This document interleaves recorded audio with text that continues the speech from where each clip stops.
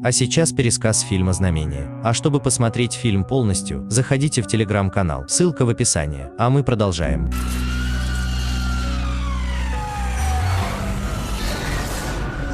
1959 год. При праздновании открытия начальной школы Уильяма Доуса все ученики должны нарисовать свое видение будущего, после чего рисунки будут спрятаны в капсулу времени на следующие 50 лет. Девочке по имени Люсинда Эмбри не дают закончить свой рисунок, представляющий собой хаотичный набор цифр от 0 до 9, и она исчезает с праздничной церемонии. Позже учительница находит ее в чулане спортзала, нацарапавшей оставшиеся цифры на деревянной двери и умоляющей ее остановить шептание. Затем фильм переносится в настоящее время, 50 лет спустя. Мы знакомимся с профессором Джоном Кестлером и его сыном Калебом в их доме. Джон готовит хот-доги для своего сына, который держит белого домашнего кролика. Они разговаривают о возможности существования разумной жизни в космосе. Когда Джон укладывает Калеба в постель, становится ясно, что Калеб думает, что мнение Джона о жизни в космосе связано с трагической кончиной Элисон, жены Джона и матери Калеба. Джон целует Калеба на ночь, и они проходят через ночной ритуал использования языка жестов для фразы «ты и я вместе навсегда». Калеб слабослышащий и пользуется слуховым аппаратом. После того, как Калеб уснул, мы видим, как Джон пьет из бутылки виски, и здесь мы понимаем, что он все еще справляется с разрушительной потерей жены. На следующий день мы видим, как Джон читает лекцию своему классу о детерминизме. Детерминизм – это вера в то, что все, что происходит в мире, вызвано чем-то, что произошло до этого, целенаправленная причина и следствие. Обратная сторона – все, что происходит в этом мире, даже эволюция, было случайным и без всякого порядка. На вопрос студента, во что он верит, Джон отвечает, что все происходит само собой. У всего есть цель, порядок уже предопределен. После лекции он разговаривает со своим коллегой Филом, когда понимает, что не успевает на празднование 50-летия школы Калеба, где вскрывают ту самую капсулу времени, которую показывали в начале фильма. Придя на праздник, он видит, как мисс Тейлор произносит речь, а затем капсула открывается. Мисс Тейлор начинает раздавать различные фотографии и рисунки нынешним школьникам. Как бы случайно, мисс Тейлор передает Калебу страницу с цифрами Люсинды, а все остальные ученики получают рисунки с изображением будущего. Когда Калеб открывает письмо и рассматривает его, он замечает вдалеке странного человека, одетого в плащ, и начинает слышать шепчущие голоса в своей голове. Это показывает, что между молодым Калебом и Люсиндой существует некая связь, поскольку оба они слышат голоса. Калеб забирает письмо домой. Во время ужина Джон замечает необычное письмо с цифрами, торчащее из рюкзака Калеба. Поняв, что это письмо из капсулы времени, он отчитывает его за то, что тот взял его, так как это все еще школьная собственность, и отправляет его спать. Несколько минут спустя, когда Джон приходит в комнату Калеба, чтобы уложить его спать, он замечает, что Калеб смотрит старое домашнее видео, на котором Элисон поет ему на ночь. Вместо того, чтобы уложить его спать, Джон закрывает дверь и начинает сильно пить. Наливая себе напиток за напитком, он случайно переполняет свою чашку и проливает алкоголь повсюду. Он идет на кухню, чтобы найти что-нибудь, чем можно вытереть беспорядок, когда замечает, что поставил свою чашку над списком Люсинды. В верхней левой части круглого следа, оставленного мокрым дном чашки, выделяется участок цифр 911 12 996.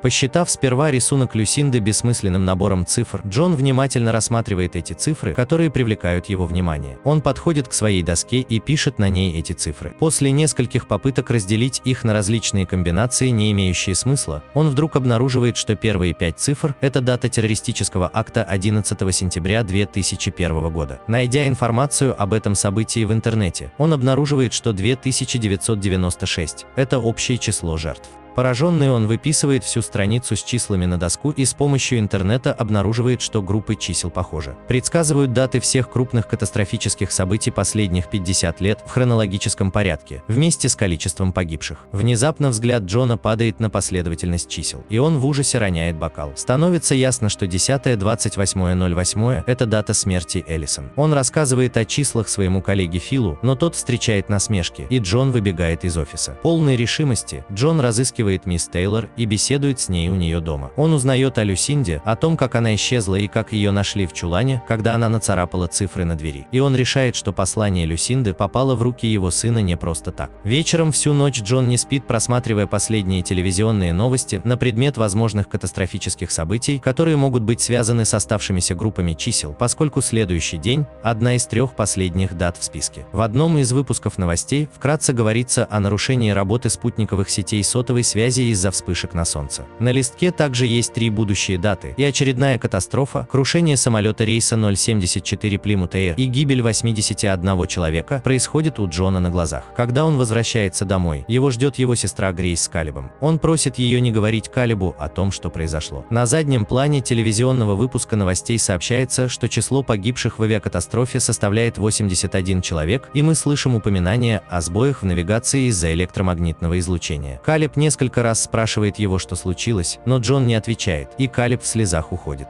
Позже тем же вечером Фил приходит к Джону, показав, что необведенные даты – это координаты широты и долготы, и узнав, что Джон был на месте авиакатастрофы, Фил сильно переживает. Джон уверен, что числа – это предупреждение для него, но Фил задается вопросом, не являются ли они предупреждением держаться подальше, несмотря на то, что Джон сильно занят 2 крупными катастрофами, оставшимися в последовательности чисел. Тем временем загадочные молчаливые люди издалека наблюдают за Калебом и показывают ему видение грядущего лесного пожара. Джон пытается поговорить с Дианой, дочерью Люсинды, чтобы получить больше информации, но она сперва отказывается с ним говорить. Затем Джон пытается предотвратить следующую предсказанную катастрофу в Нью-Йорке, но не успевает. Из-за короткого замыкания и перевода стрелки один поезд метро сходит с рельсов, вылетает на перрон и врезается во второй поезд. Головной вагон скользит по перрону, давя людей. Всего погибает 178 человек. Диана со своей дочерью Эбби приезжает к Джону, и они едут в заброшенный дом Люсинды, где обнаруживают на стене газетные вырезки о некоторых произошедших катастрофах и картину, изображающую Иезекииля, преклонившего колени перед Богом на фоне пылающего солнца. Джон находит повторяющиеся слова «everyone else» и понимает, что после даты последней катастрофы идет не число 33, а перевернутые буквы «ЕЕ», то есть катастрофа будет глобальной. Пока Джон и Диана находятся внутри дома, машину с Калебом и Эбби окружают 4 молчаливых неизвестных, но они уходят, как только Джон прибегает на помощь. Они сказали, мы можем пойти с ними, если решим. Позднее Калеб начинает писать цифры в точности, как это делала Люсинда, не осознавая, что он делает, а Эбби признается, что они постоянно слышат шепот незнакомцев. Последние цифры в записи Калеба показывают координаты места вблизи дома Люсинды. С учетом возросшей в последнее время активности Солнца и на основании собственных научных работ, Джон делает вывод, что грядущие солнечные вспышки сожгут всю Землю. Как мне остановить конец света?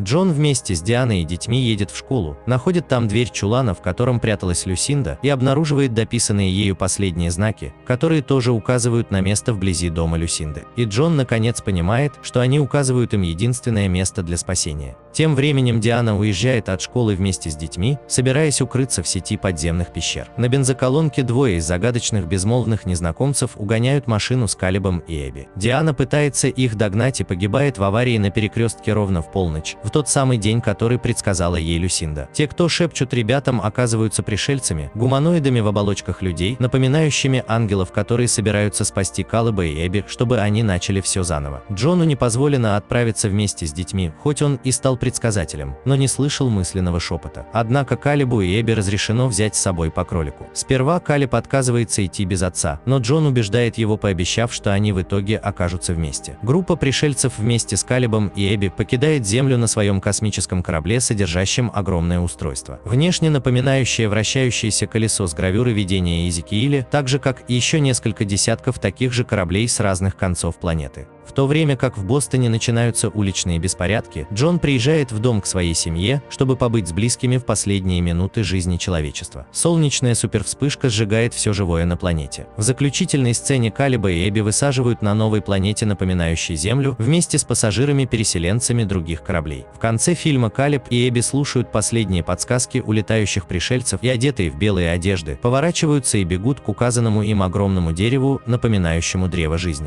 Спасибо за просмотр. Не забывайте подписываться, ведь это очень важно для развития канала, а также ставьте лайки и пишите комментарии, на какой следующий фильм сделать краткий пересказ.